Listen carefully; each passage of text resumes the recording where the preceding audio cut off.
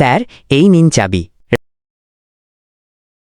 তুমি ছাড়া এই বাড়িতে আর কে কে আছে কাজ করা ও দেখাশোনা করার জন্য? আমি আপাতত কেয়ারটেকারের ভূমিকা পালন করছি। চম্পা আর গৌরী এই বাড়ি ঝেড়ে পুঁছে গুছিয়ে রাখে। যারা পিকনিকের জন্য আসে, চম্পা তাদের জন্য রান্নাবান্নাও করে দেয়। তবে রাতে কেউ থাকে না, আমরাও কেউ রাতে থাকি না।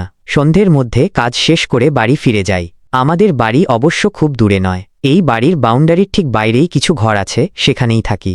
আসলে বাড়ির যিনি প্রথম মালিক ছিলেন তিনি এই ব্যবস্থাই করেছিলেন। ঠিক আছে, তোমাকে ডাকলে যাতে পাওয়া যায় তার কি কোনো ব্যবস্থা আছে? হ্যাঁ আছে স্যার। যে ঘরে আপনারা শোবেন সেই ঘরে একটা দড়ি ঝুলতে দেখবেন। সেটা টানলে আমার ঘরের ঘণ্টাটা বেজে উঠবে। আমি জানতে পারবো আপনারা ডাকছেন। তুমি তো আমাকে সেই আদ্যিকালের গল্প শোনাচ্ছ। তোমার মোবাইল নেই যাতে ফোন করলে তুমি জানতে পারবে? হ্যাঁ আছে স্যার, তবে বুঝতেই তো পারছেন, গ্রামাঞ্চল তো, সন্ধ্যার পর ভালোভাবে টাওয়ার কানেকশন পাওয়া যায় না। ও ঠিক আছে, তা তুমি কি এখনই চলে যাবে? তা কেন স্যার? আপনারা রাতে কি খাবেন সেটা বলে দিলে চম্পাকে দিয়ে বানিয়ে ঘণ্টাখানেক পরে এসে পৌঁছে দিয়ে যাব। কি হে, রাতে কি খাবে এরকম ব্যাপার জানলে খাবার কিনেই নিয়ে আসতাম আসার পথে। আরে অত চিন্তা কিসের? ও তো বলছে রান্না করিয়ে দিয়ে যাবে। তাহলে বলো কি খাবে? বেশি আর কি, লুচি আর পাঁঠার কষা মাংস আর একটু গা গরম করার পানীয়। কি হে, হবে তো? হ্যাঁ হ্যাঁ, আমিই নিয়ে আসব।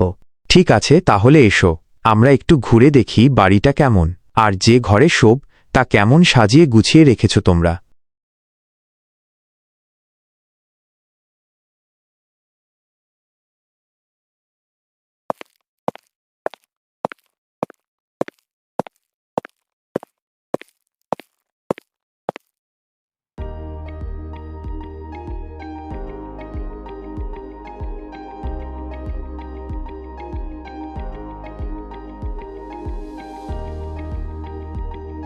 রাজ, তোমার জন্য একদিনের জন্য নিজেকে জমিদার বাড়ির সদস্য বলে মনে হচ্ছে।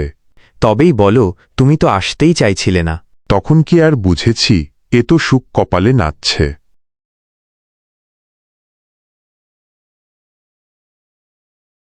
স্যার, আপনাদের খাবার নিয়ে এসেছি। নিচে ডাইনিংয়ে খাবেন না এখানে দিয়ে যাব? নিচেই চলো, বিছানায় বসে কি আর খাওয়া যায়। চলুন। এটা কে খুলল? আমি। ঘরের গরম হাওয়াটা বেরিয়ে যাবে। তাহলে আসুন নিচে, আমি খাবার বেড়ে দিচ্ছি।